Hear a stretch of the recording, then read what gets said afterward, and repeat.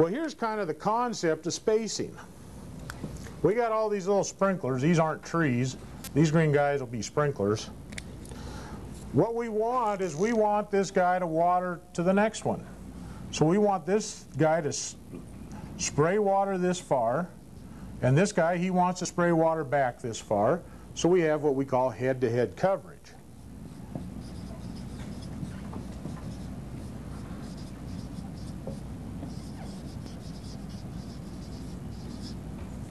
That's pretty standard if you want to do an ultimate job of irrigation. Now you get into more humid climates, and they will start to cheat that a little bit and spread it a little bit further apart. Then save a little money. And probably get away with it if you have a lot of natural rain and relatively high humidity.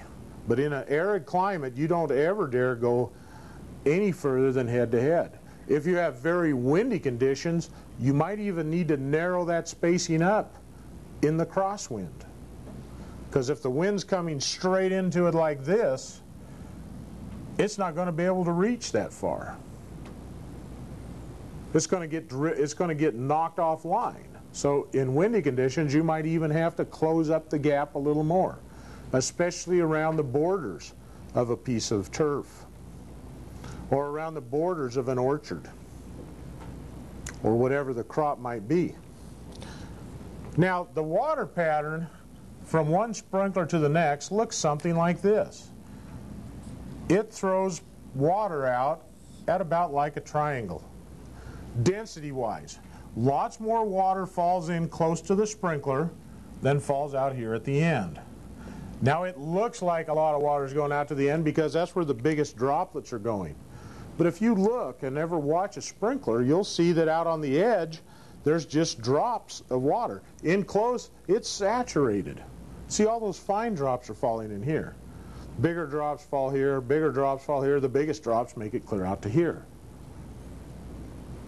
But this is the furthest from the center of the head. So as that thing's spinning around, you know, the area out here is as big as all the area in here. That last outer 25% is the same amount of area as the whole inner 75% of the radius. Simply because it's a bigger part of the circle. The circle expands. So you get water distribution that looks like this. Well, the nice thing is that this neighboring head has the same pattern. So I'll use a different color yet. This guy. And he's going to water in his triangular pattern effectively. That's like a cone. When you look down on top of this, it looked like a cone.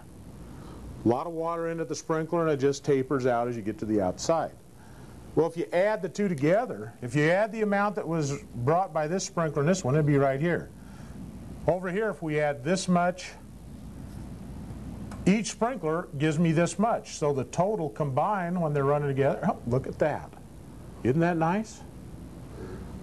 And then you add 0 to this, you get that spot. In here, we can come in here, we can take a little spot and evaluate it. We can add this much to this much. So we take this little chunk, but look at that. Isn't that nice?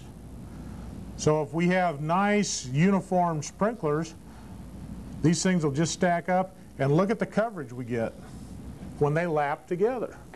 We just put one sprinkler out there, it doesn't do a very good job. But the minute we put the right spacing on them, all of a sudden, we get great uniformity between. And we can do it so that we get virtually perfect uniformity. They have to run at the right pressure, and they have to be nozzled correctly. Then we have to space them correctly, and we can get an awfully good water pattern out of a solid set grid. Now we take that a step further and put it in motion like a center pivot, and we can really get some great water efficiencies then. Because then we can move across the field as we water and really get some great uniformity. And this would occur sprinkler to sprinkler to sprinkler as we go across there. They just lap onto each other. Now you can see where the problem is. In the middle, between the rows. See, down the row of heads, they work great. But what happens when you go between the rows? It doesn't look so pretty. Go down here. We'll put a grid in.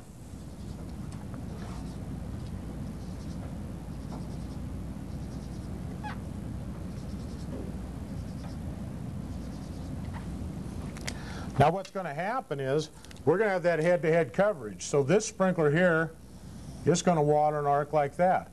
This full circle, he's going around, he's getting to that one, he's getting to that one, he's getting to that one, he's getting to that one. Nice, huh? This guy in this corner, he waters that arc. This guy in this corner, he waters that arc.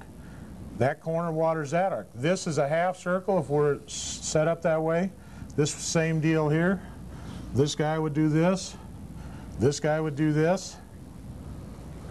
Isn't that nice? Good job. Now, do that on your paper, huh?